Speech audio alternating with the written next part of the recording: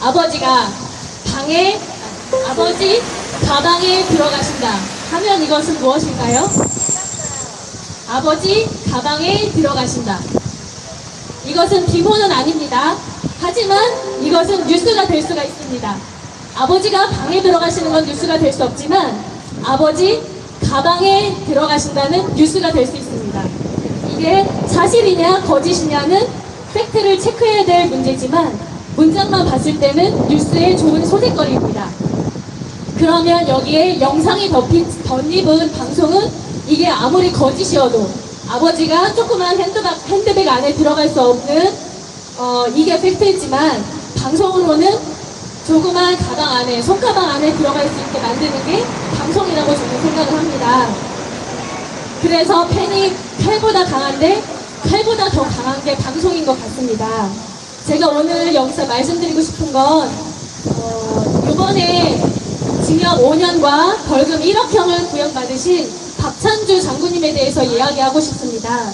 기무 사건에 대해서는 이미 뉴스로 많이 나와서 기사를 보시고 인터넷을 보시면 많이들 알고 계실 거예요.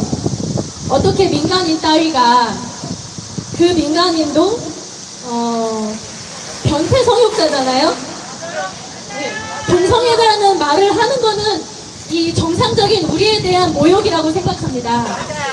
저는 그냥 변태 성욕자, 아니 학문이라는 거는 똥 싸라고 만든 하나님이 만드신 거지 똥 나오는 데다가 그 변비 걸려서 관장하는 거 외에 뭘 집어넣는다는 거는 정상적인 사람으로는 할 수가 없는 일이라고 생각을 하거든요. 제가 변태 성욕의 여러 가지 형태 중에 그래도 괜찮다고 생각하는 거는 일본의 오타쿠들 만화 캐릭터 베개 만들어가지고 끼고 자는 것 그거 괜찮은 것 같아요. 기계 성애자도 있어요. 기계를 보고 성욕을 느낀대요. 걔도 그런 거 나름 괜찮다고 생각해요. 좀 엽기적이지만 시체 성애도 있습니다. 시체 성애는 시체를 보면 시신을 보면 무서워갖고 소름이 끼쳐야 되는데 성욕을 느끼는 사람들을 시체 성애자라고 해요. 기계 성애자나 시체 성애자나 다 자기 몸에서만 일어나는 일이기 때문에 그거는 괜찮다고 생각을 해요. 하지만 이 한자로 쓰면 항문 성교자, 우리말로 쓰면 똥꾸녕 섹스 중독자들은 이거는 A자가 걸리기 때문에 치료비가 많이 들잖아요. 누가 예산 책정을 했는지 모르겠지만 한 달에 1인당 3천만 원이 넘는 예산이 정부 돈으로 나간다고 합니다. 국민 세금으로. 그게 고등학생 중에서 1년에 1000명이 넘는 애들이 에이즈가 걸린다고 해요. 지들은 관장을 좋아하든 똥꾸녕 섹스를 좋아하든 뭐 자기네들이 좋은 건 괜찮은데 정상적인 사람들한테까지 옮으니까 문제이지 않습니까?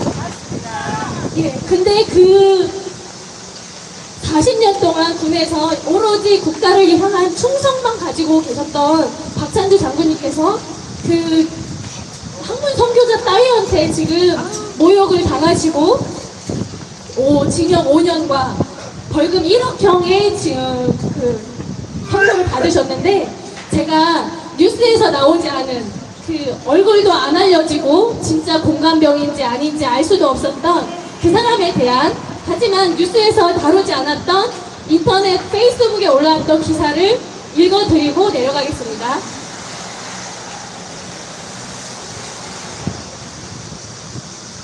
일단 페이스북에 올라왔던 박찬주 장군님에 대한 뇌물죄 기소 전말이라는 글이 작년 10월 15일에 올라왔습니다.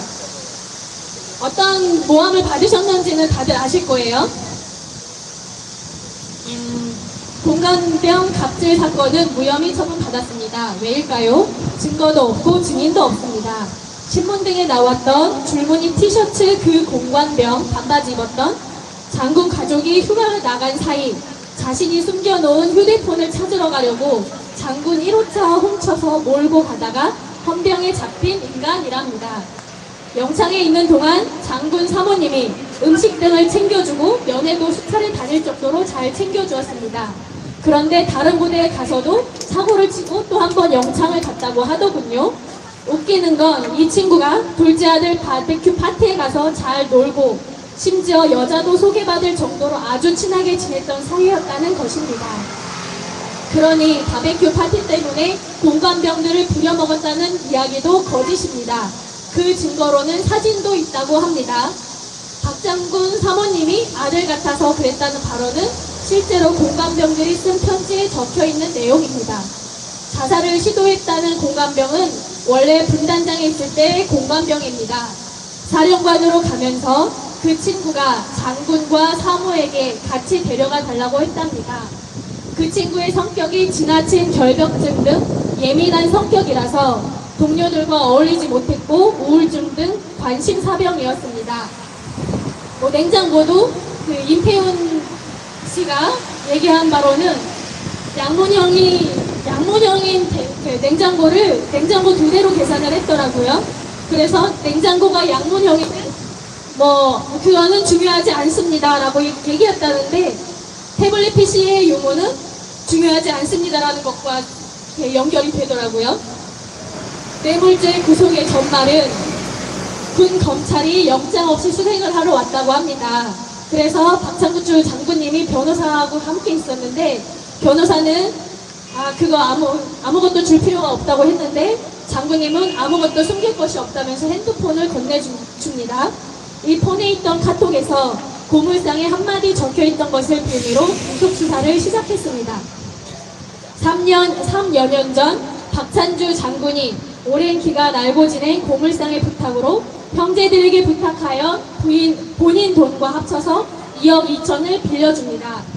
올해 초에 올해 초면은 2017년 초죠. 올해 초 장군이 언제 갚을 거냐고 카톡을 남기니 고물상 업자가 형님 나중에 이자로 5천 드리겠습니다 라고 대답한 것이 뇌물죄의 증거랍니다. 재미있는 건 원금은 물론 이자도 못 받았는데 이분이 받은 750여만 원 때문에 1억 원의 벌금과 5년의 징역형을 받으신 겁니다. 이걸 뉴스에서 본 적이 있으십니까? 뉴스에서는 이런 걸 얘기를 하지 않습니다. 단지 얼굴도 알 수 없는 그 줄무늬 공감병, 자칭 공감병의 이야기만 모든 뉴스에서 떠들었습니다. 그 단지 700 몇십만 원 때문에 그 4성급 장군, 우리나라 육군의 최고 별은 기갑부대라고 합니다. 그리고 그 기갑부대의 최고 작전 사령관이었던 박찬주 장군님이 고작 700 몇십만 원, 2억 2천만 원 빌려주고 700 몇십만 원 받은 것 때문에 지금 1억 원의 벌금형까지 받으신 분이 됐습니다. 모자도 벗으신 별도 떨어지시고, 이게 대한민국의 비극이라고 생각해서 제가 그러면 공감병이 한두 명이 아닐 텐데 도대체 얘네들은 뭐 할 건가? 장군님을 거쳐간 공감병이 한두 명이 아닐까? 공감병과 운전병들이 또 탄원서를 썼는데 이 내용 혹시 들어본 적 있으세요? 없으시죠? 월간조선에 김성훈 기자가 발췌해서 쓴 거예요. 여기에는 그 탄원서의 첫 문장은 안녕하십니까? 저는 언제까지 대한민국 육군에서 운전병으로 복무하고 현재 무엇으로 재직 중인 대한민국 예비역 육군병장 누구입니다. 이번 박찬주 제2작전사령관 공감병 갑질 의혹과 관련해서 1년 9개월의 군생활 동안 가장 가까이서 함께했던 저의 개인적이고 솔직한 생각과 느낌을 말씀드리고자 이렇게 글을 쓰게 되었습니다 하고, 수많은 운전병과 공감병이 탄원서를 썼는데 이 기사에는 3분의 탄원서가 요약이 돼 있거든요. 읽어드릴까요? 시간 괜찮습니까? 첫 번째, A씨는 박 대장은 인격적이었다며 공간 내 모든 업무를 관리하는 공감병의 보직을 이해하지 못해 갑질에 대한 오해가 생긴 것 같다고 탄원서를 통해 강조했다 하며 탄원서의 일부 내용을 적었습니다. 한 예로 바베큐 파티를 들려고 한다. 기사에서는 공감병이 고기 한 점 못 먹고 완전 노예가 접대를 했듯이 서술하고 있다. 실제로 필자는 바베큐 파티를 여러 번 준비했다. 손님에 따라 장소는 떨어져 있지만 같은 시간에 식사를 한 적이 있고, 그러니까 손님들과 같이 식사를 했다는 얘기예요. 때로는 식사가 끝나고 식사를 한 적도 있다. 그리고 명절 때는 함께 식사를 하고 공관 병사들과 함께 윷놀이도 하면서 즐겁게 보낸 기억이 있다. 늘 맡은 바에 충실히 임하는 병사의 노고를 인정해 주시고 격려해 주시고 식사의 자리를 만들어 주시며 위로해 주셨기에 사람을 위하는 장군님의 인품을 배우고자 하는 마음을 가지기도 했었다. 특히 논란이 많은 전자팔찌의 이야기를 언급하고자 한다. 공관병의 특성상 군인의 공적인 업무 시간이 끝났다고 업무가 끝나는 것이 아니기에 업무를 효율적으로 그리고 자기의 시간을 유동적으로 사용하는 것을 배려해 필요시에 부를 수 있도록 하면 좋겠다는 건의를 한 간부가 있고 그것을 긍정적으로 받으시고 배려의 차원에서 시작된 것이다. 한마디로 말하면 지금 여기 기어 달고 계시는 분 계세요? 핸드폰 보기 귀찮으셔서 손목에 시계처럼 기어 차시잖아요. 그 기어를 가지고 노예처럼 부려먹었다라고 얘기를 한 거예요. 또 다른 한 병사는 웅정병으로서 가장 가까이 가장 오래 생활했었지만 자신의 편의를 위해서 저를 함부로 대하거나 본인 입맛대로 대하지 않으셨습니다. 오히려 운전병으로서 고생하는 저를 먼저 생각해 주시고 항상 저의 컨디션을 존중해 주셨습니다. 때때로 임무 수행 중 저의 실수로 질책을 받은 부분도 있었지만 그것은 어디까지나 임무 수행과 관련해 제가 군수행을 더욱 잘할 수 있도록 이야기해 주신 것이고 방법 또한 인격 모독이나 욕설이 아닌 차분하고 합리적으로 저의 실수를 지적해 주셨기에 오히려 감사하고 저의 자존감도 상처받지 않을 수 있었습니다. 오히려 자존감과 자부심을 더욱 드높일 수 있었습니다. 여러분 집에 가셔서 월간 조선의 김성훈 기자가 쓴 기사를 한번 찾아보세요. 어른이 애들이 잘못하는 거 20살짜리를 40, 50대 어른이 고쳐주시는 게 그게 갑질이고 그게 그렇게 문제가 되는 거라면 대한민국에는 엉덩이에 뿔난 젊은이들밖에는 없어서 큰일입니다. 부모님 말 또한 부모님이 아무리 권면을 하셔도 듣지 않는다는 얘기예요. 부모가 아동 학대를 했다고 이야기할 애들이니까. 제가 이 군 인권센터를 한번 카피를 해보려고 생각을 해봤어요. 뭐가 좋을까? 경찰 인권센터를 만들면 될까?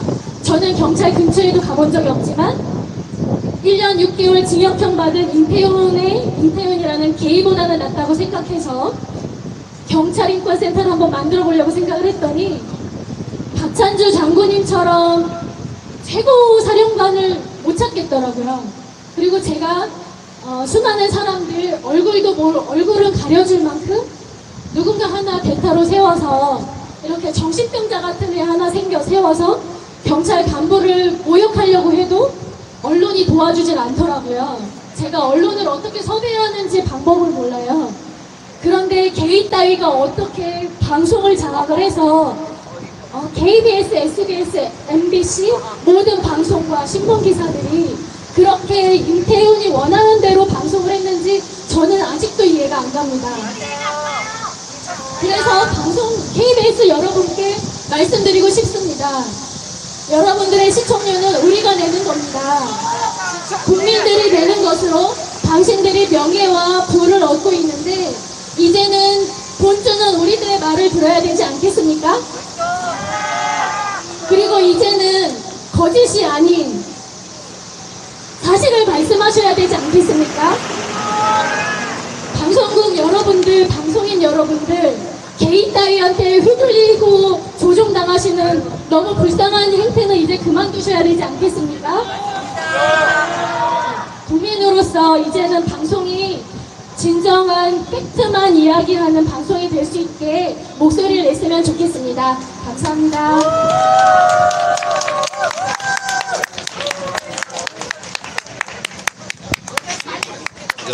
우리 다시 김지연님 다시 한번 토론 박수.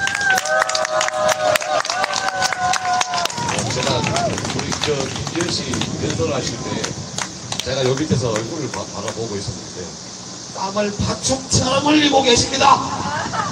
아마 엄청 긴장을 하셨던 것 같습니다. 다시 한번 뜨거운 박수 부탁드립니다.